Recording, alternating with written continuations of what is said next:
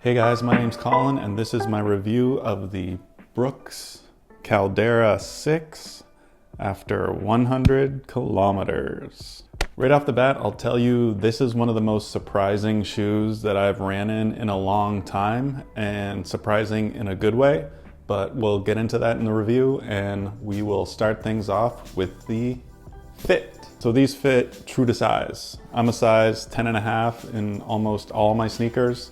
This is a size 10.5 and it fits great. I wouldn't consider this toe box an extremely wide fitting toe box. It may feel a little more snug on some people, but I enjoyed that feeling because it made me feel a little more locked in. Initially, I thought there may be a little bit of heel slippage, but once I broke this upper in and cinched down the laces up around my ankle, the heel lockdown was great. So next up is the traction. So Brooks uses a rubber compound called Trail Tack on most of their trail running line, as you can see right here. And also they have some well-placed lugs and fairly aggressive lugs as well. So I ended up taking these on a 50-kilometer trail here in New Brunswick called the Fundy Circuit.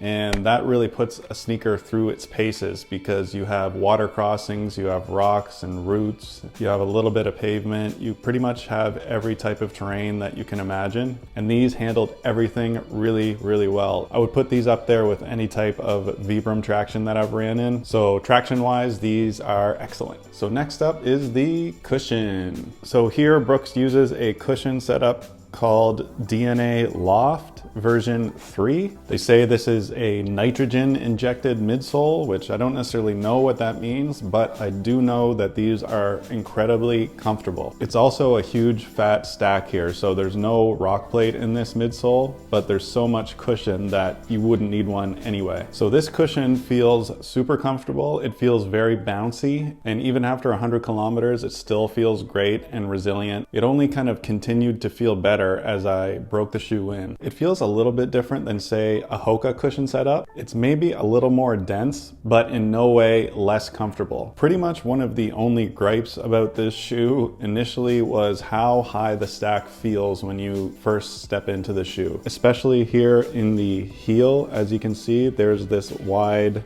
platform. Because it's so cushioned and the stack so high, you do feel a little bit tippy from side to side, but that's not a design flaw with this sneaker. It's just the feeling of being on such a high stack of comfortable cushion. And it's also something that eventually you kind of just get used to after running in this. So next up is the upper. Like I said before, I did take these on the Fundy Circuit, which also has multiple river crossings. So I did fully submerge these into water. They don't drain that well, but also it had rained the day before, so my feet were pretty much wet the entire trail run. So it was kind of harder to tell if they would have drained out on a drier day. It is a one booty upper here with kind of a neoprene tongue. You do have a few attachments here if you wanted to use a gaiter, but I just used this to kind of tuck my laces into. It also has a nice TPU overlay here in the toe box for extra protection, but I am getting a little bit of peeling here with that TPU overlay. So next up is the weight. So these weigh in around 11 ounces for a men's size 9. It's kind of hard to find a light max cushion trail shoe. So next up is the drop, and this is a 6 mil drop from heel to forefoot. So the final verdict